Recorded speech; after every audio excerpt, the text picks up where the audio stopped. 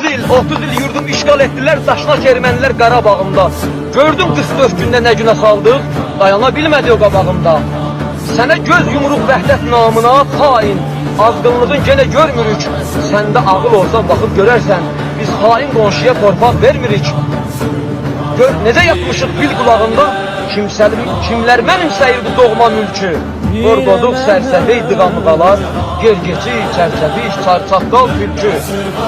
Səbir kasamızın dolub daşması, bıçaq sümücümə dayanıncadır. Keçinin dağdaşda şeyranlanması, aslanların sürüsü oyanıncadır. Zahidin dilindən budur deyirəm, yandırın, qıymayın o tutan yanam, yansam yandırıram bütün aləmi, mən odlar yurdiyəm, Qəşqaiyəm Azərbaycan. Eşq olsun, eşq olsun, eşq olsun, Azərbaycan.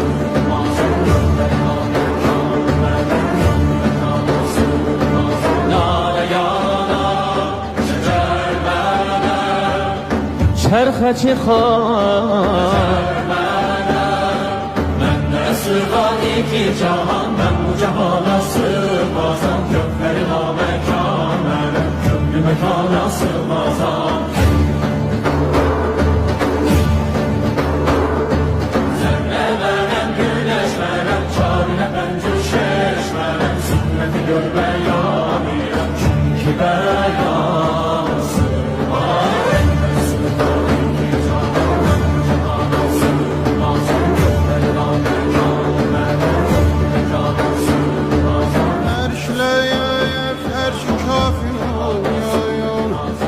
Məndə bulundu cümlə çürüyün.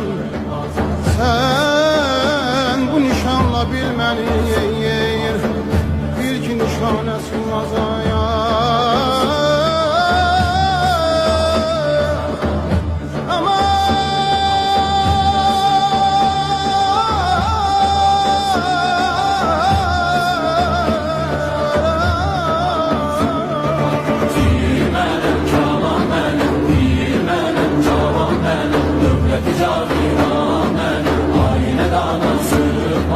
Gerçi bugün nasibiyem, mahşibiyem, nureşiyem.